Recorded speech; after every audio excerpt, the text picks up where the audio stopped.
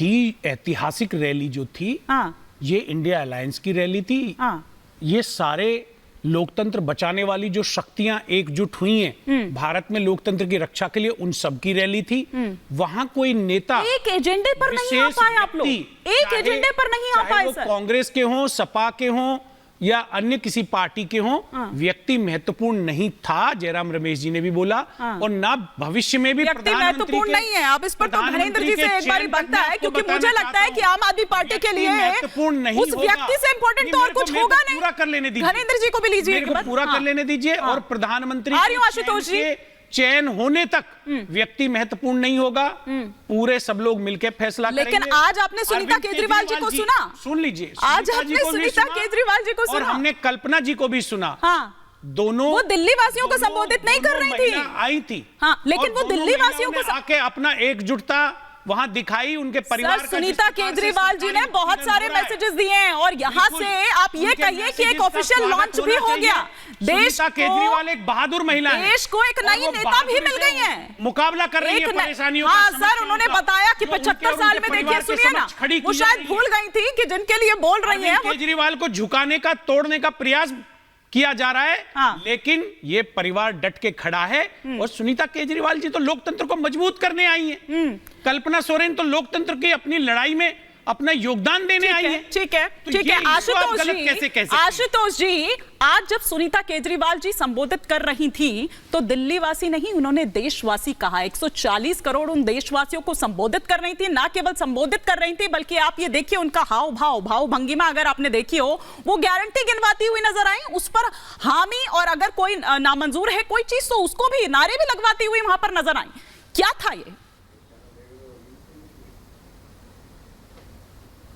नहीं, देखिए, आज रामलीला मैदान पे जो मीटिंग हुई, मुझे उस बात की याद आती है 25 जून 1975 को इसी रामलीला मैदान में उस समय की तत्कालीन सरकार के खिलाफ विपक्ष ने एक बहुत बड़ी रैली की थी, और तब की सरकारी चरणवंदन लोगों ने, और आज भी सरकारी चरणवंदन लोगों ने इस रैली को फ्लॉप कहा था, और न तब फ्लॉप थी ना अब फ्लॉप है।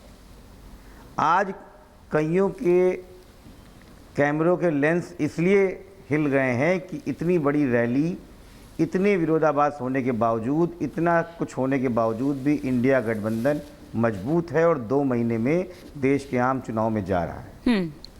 और इस रैली से एक साफ संदेश आ गया है कि चाहे कुछ भी आप कर लीजिए, आप ईडी ले आइए, सीबीआई ले आइए, आप ये कर लीजिए, आप वो कर लीजिए, पूरब से पश्चिम तक, उत्तर से दक्षिण तक इंडिया अलायंस इंटैक्ट है। और इस बार जो भारतीय जनता पार्टी की हताशा है, जो उनके कार्यशैली में दिख भी रही है कि चुने हुए मुख्यमंत्री को जेल में डाल दो, किसी भी चुनी पार्टी को तोड़ दो, भाई बहन में आग लगा दो, किसी तरीके से मीडिया के थ्रू उस पर प्रेशर डलवा दो, उल्टे सीधे मीम्स बनवा दो, मजाक बनवा दो, लेकिन जनता इस बार चुनाव भारतीय जनता पार्टी को अपदस्थ करने जा रही है, और उसकी मानगी आज यहाँ पर रामलीला मैदान में हजारों और लाखों की संख्या में लोगों में देखी।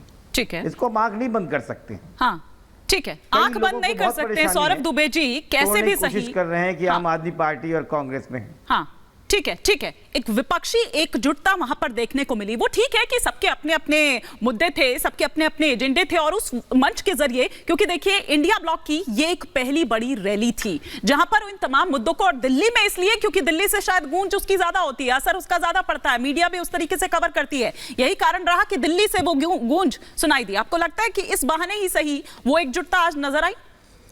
देखिए, एकजुटता निश्चित रूप से नजर तो आई। एकजुटता नजर आई करप्शन के कुनबे की, एकजुटता नजर आई जो है वो परिवार की।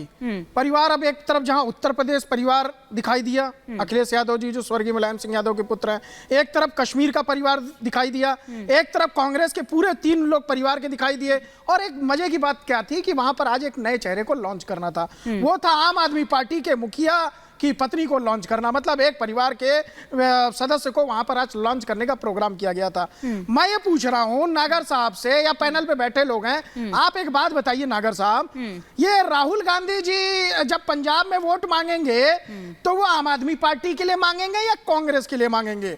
और आम आदमी घनेंद्र जी से भी यही पूछ रहा हूं कि जब आप लोग वहां पर जाएंगे तो कांग्रेस आपकी सहयोगी है, उनके लिए वोट मांगेंगे या अपने लिए पंजाब के अंदर वोट मांगेंगे?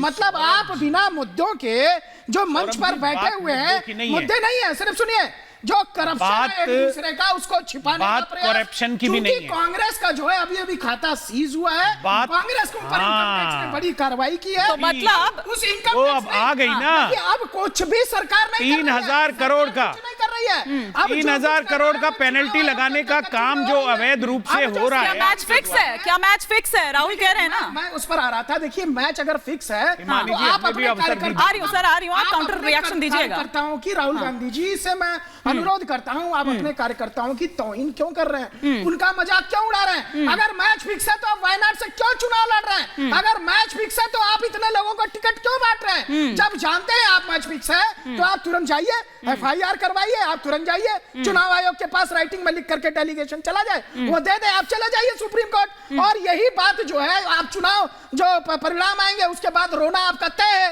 तो आपको जनता ने देख लिया, कौन रोएगा पता चलेगा। नेता हमने नहीं देखा, मोदी जी चुनाव लड़ रहे हैं, मोदी जी जमीनी स्तर पर जाकर के नहीं, अब ठीक है, अब ठीक है, अब ठीक है, ठीक है, ठीक है, एक एक करके मैं घनेंद्र जी का भी रुख करूंगी, लेकिन पहले दुष्यंत जी, राहुल जी को कैसे पता? लेकिन सुनिए, मोदी जी कहाँ जमीनी स्तर पे चले गए, कौन से गांव में गए? आज तक मीडिया से नहीं, इनको मैं जवाब देना चाहता हूँ, उनका जवाब दीजिए, लेकिन साथ ही साथ ये भी बता दीजिए कि राहुल जी को कैसे पता कि मैच फिक्स है, कि मैच फिक्स है? ये मैच फिक्स वाले झूठ बोल रहे हैं यहाँ पे। कैसे पता आपको कि मैच किया मोदी जी ने? ये देश जानना चाहता है। मोदी जी जमीनी स्तर पे जाते हैं, विपक्ष नहीं जाता जमीनी स्तर आप पे। चुनाव आयोग पर सीधा सवाल उठा रहे हैं ये कहकर। और सुनिए, दिग्विजय सिंह जी चुनाव आयोग गए, चुनाव आयोग पर मतलब आप सवाल उठा रहे हैं ना? उनको एक बार अवसर नहीं दिया अपनी बात रखने का। लेकिन दुष्यंत जी जब आप ये कहते हैं, एक सेकंड दुष्यंत जी सुनिए ना, एक सेकंड दुष्यंत जी, जब आप ये कहते हैं कि मैच फिक्स है, जब आप कहते हैं, एक सेकंड, जब आप कहते हैं कि मैच फिक्स है, इसका मतलब आप चुनाव आयोग पर सवाल उठा रहे हैं कि वो निष्पक्ष चुनाव नहीं करवाता है ना?